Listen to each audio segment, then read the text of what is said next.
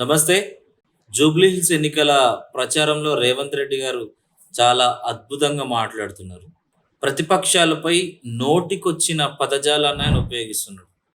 ఇటీవల జరిగిన ఒక క్యాంపెయిన్‌లో హైదరాబాద్ చెత్త నగరంగా తయారైంది అని ప్రతిపక్షంగా ఉన్న బీఆర్ఎస్ మున్సిపాలిటీ మంత్రిగా రేవంత్ రెడ్డి ఫెయిల్యూర్స్‌ను ఎత్తి చూపెట్టిన సందర్భంలో దానికి స్పందిస్తూ రేవంత్ రెడ్డి గారు ఆయన ముఖ్యమంత్రి, ఈ రాష్ట్ర ప్రజలందరికీ ఆయన ఒక ధర్మకర్త లాంటోడు అన్న విషయాన్ని ఆయన మర్చిపోయి ఒక బజారు మనిషిలాగా పిచ్చి నా కొడక, ఈ హైదరాబాద్ నగరం ఇంత చెత్తగా తయారు కావడానికి కారణం ఆ చెత్త నా కొడుకు కాదా అనే ఒక పదాన్ని ఆయన ఉపయోగించాడు.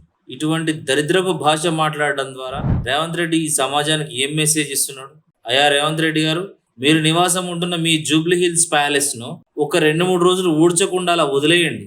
ఆ రోజుల తర్వాత మీరు ఆ విషయాలు మాట్లాడండి. అప్పుడు మీకు అర్థమవుతుంది క్లీన్ చేయకపోతే ఎంతటి చెత్త ఇంట్లోకి వచ్చి చేరుతుంది. మీరు అధికారంలోకి వచ్చిన 2 ఏళ్ల నుంచి హైదరాబాద్ లో పారిశుద్ధ్య పనులపై శ్రద్ధ వహించకుండా హైదరాబాద్ నగరాన్ని చెత్త నగరంగా తయారు చేస్తూ ఈ రోజు దానికి సంబంధించిన ప్రశ్నలు అడిగిన ప్రతిపక్షాలపై నోరుంది కదా అని చెప్పి, ప్రపంచంలో ఉన్న బూతులన్నీ వచ్చు కదా అని చెప్పని అడ్డగోలుగా మాట్లాడితే ప్రజలేమన్నా పిచ్చోళ్ళ?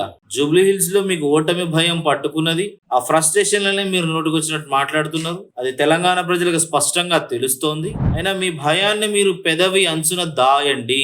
ఎందుకంటే మీరు ముఖ్యమంత్రి, ఒక బజారు వ్యక్తి కాదు. మీరు తెలంగాణ రాష్ట్ర ముఖ్యమంత్రి. ఆ హుందాతనాన్ని మీరు ప్రదర్శించండి.